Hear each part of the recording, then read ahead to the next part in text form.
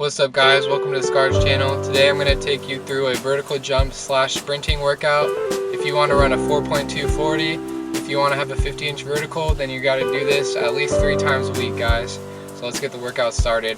I'm going to go through my warm-up, the workout, and the cool down. So I'm going to do everything for you, show everything, be as transparent as possible. So let's get it going guys in 3, 2, 1, boom. What's up guys? So we're going to start this workout like we do every other workout basically. We're going to roll out our feet with a lacrosse ball. This is great to, there's so many joints in your feet and they need to be woken up before the workouts, and that's exactly what we're doing here. So also, if you don't have a lacrosse ball, you can use other things to roll out your feet, but if you go to your local park that has like football fields and stuff, you'll probably find one lying around. That's how I found all of mine. So you're going to do this for like 20 seconds each side, and you'll be good to go.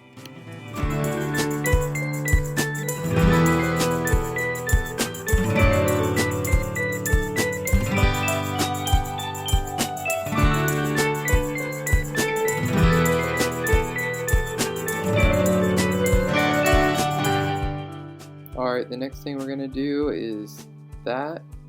This is really good to open up your lower back, open up your hips. If this is the first thing you do in the morning, then it's okay to hear like a crack, crack, crack sound in your back because it's just getting opened up. And then after you do that for as long as you want, you do flip it, you do this. This is really good to get blood flow to the lower back. And you just hold them as many times. You can also do reps with it.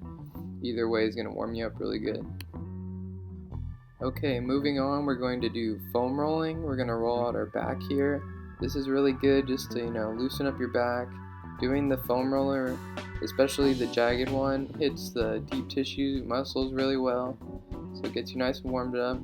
It also loosens up your lats, so you should honestly do these on your dunking days because if you do this, you'll probably have a slightly higher of a reach because your lats won't be as tight. We're going to do this for like 10 reps, and then we're going to do our hamstrings, however many you need basically until it feels good. You're going to do your calves and quads. You want to get everything nice and warm. And you notice here how I'm wearing sweats and a sweater when I work out. This is really good. This is what a lot of track athletes do. It helps you warm up even faster because when you start the workout, you want to already be slightly sweating or fully sweating. That's how you know your muscles are firing, your joints are ready to go. That's how you keep safe, guys.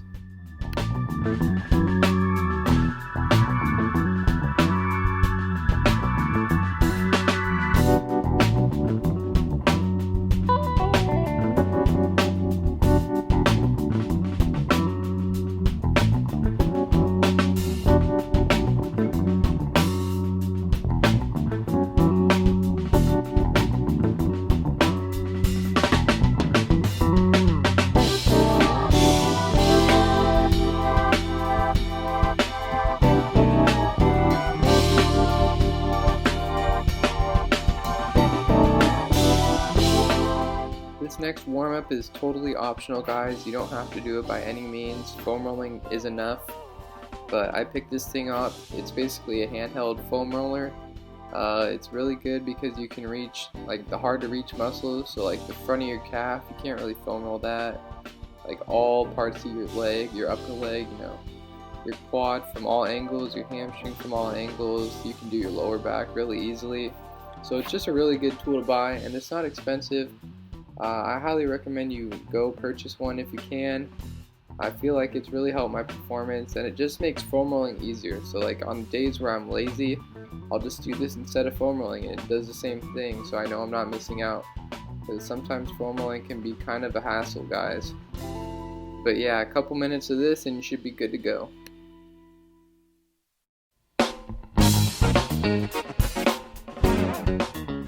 Okay, moving on to the dynamic warm-up part of the warm-up.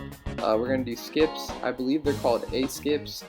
For these, you really want to focus on your arm swing, getting your knees high, and your dorsiflexion. This basically means when you bring your leg up, you want your foot flexed up. And then your plantar step is when you land, and then you use your calves to shoot your leg back up, essentially. So I do this up and down the court. That should be sufficient enough. Also, keep your bodies as upright as possible during these skips.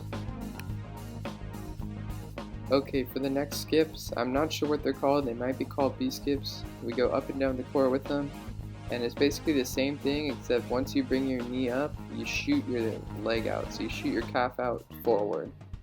And this basically, gets the joints all loose and in place. And it kind of warms up your muscles a little bit more because they're working a little bit harder. It's like kind of like doing a quad extension multiple times. And again, for these, keep your body as upright as possible. Focus on your arm swing because that is huge in running and in jumping. And that's it. Okay, for the last form of skips, we're doing these. I'm just calling them number 3. These are really good to open up your hips. You start and you bring your legs out and then in, and you only do these half court and back. You can do full court and back, but my hips were loose enough, so I didn't need to go all the way there. Okay guys, I promise we're almost done with the warm-up. This is the last thing we need to do. It's just some simple leg swings, 10 to 20 reps each side. This is really good to open up the hips if they aren't open enough already. There are other ways to open up the hips, but I like doing these because you get to stand up. It's kind of easy. So you do this 10 reps each side, and then you do these front and back. These really loosen up the hamstrings, the quads, your hips. It's just a great way to get warmed up. A lot of sprinters do this as well.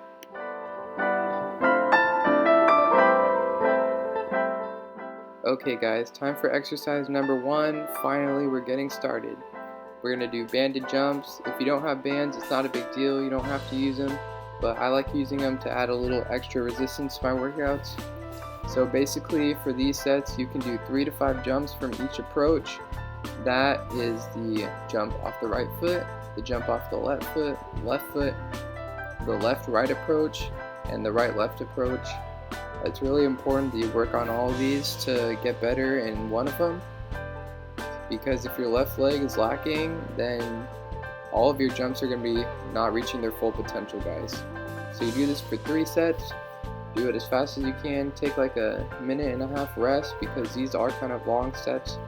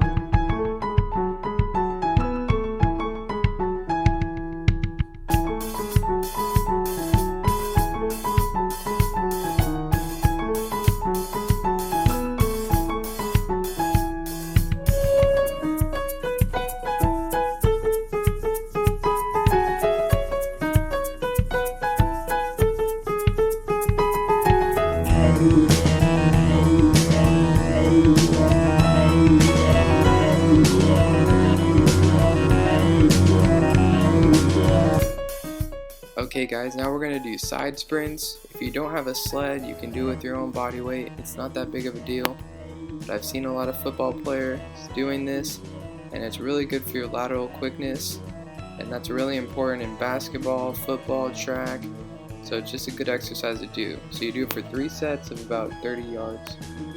Moving on to my favorite part of the workout today, we have sled pulls on this grass. This was tough, guys. There is so much friction between the sled and the grass, it's crazy. But if you want to increase your 40 time, if you want to increase your power output and your vertical jump, then you should be doing these, guys. Trust me, I felt like I could dunk. I feel like I could jump higher right after doing these. I'm not even joking. And it's really a great way to boost your acceleration from your start, because that's huge on the 40-yard dash.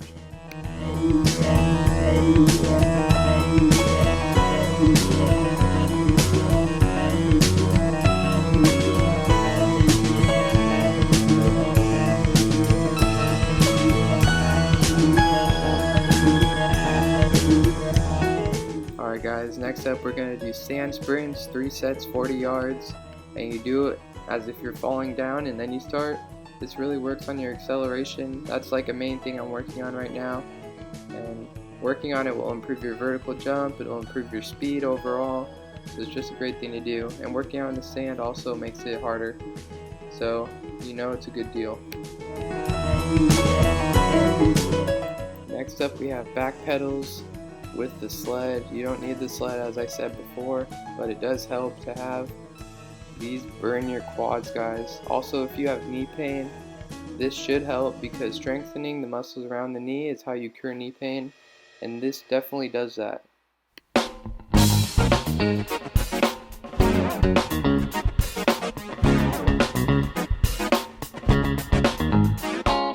Because this entire workout caters towards the acceleration phase, I'm doing parachute sprints where I start laying on the ground, doing this for 3 sets, 35 yards about. This is really good to work on acceleration, and the parachute just adds resistance, guys. You don't have to use a parachute, but I want to use it because I want heavily resistance training for the next few months or so.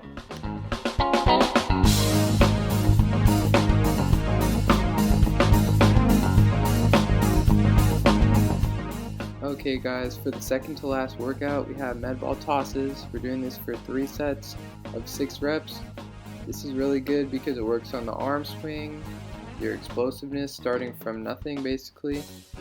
It's kind of the same thing as doing a power clean, but obviously less weight, so it's really good for the vertical. Because it is less weight, it also won't tax your CNS as much, meaning you can go out and put out more work than you could if you're lifting heavy. I don't feel like any vertical jump workout is complete without these, so I'm doing depth jumps as my final exercise. 3 sets of 6 reps with the 40-pound weight vest on. This is really good to work on your reactive muscles. It helps your elasticity. It's really good. It's basically the king of vertical jump exercises in my opinion. So I have to include them in my workouts, guys, obviously.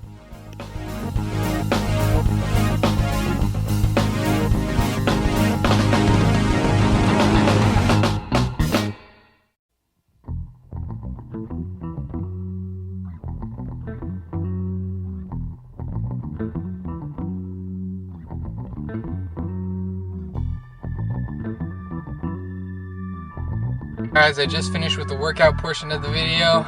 It was really tough and I was on the ground for a lot of the workout, but I got through it. So now I got my recovery drinks and all that in. I do that right after, before I stretch, because there's like a certain time frame.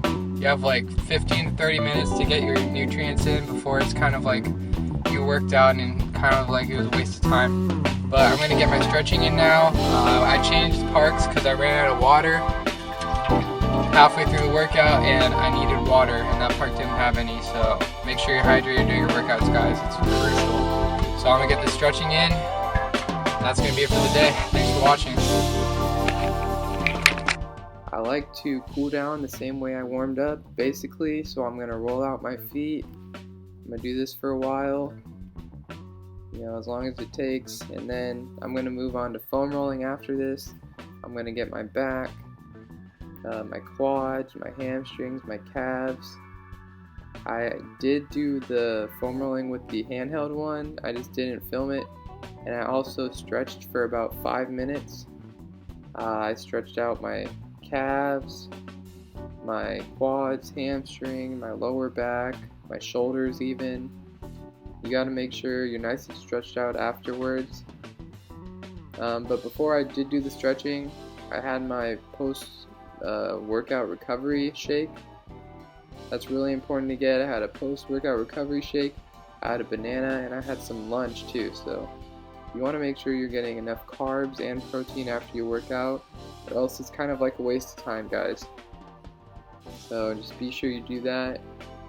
I like to get it in right after my workout and wait to stretch after, because that's how important it really is. So you're just going to finish up with foam rolling, stretching, and then you're done for the day.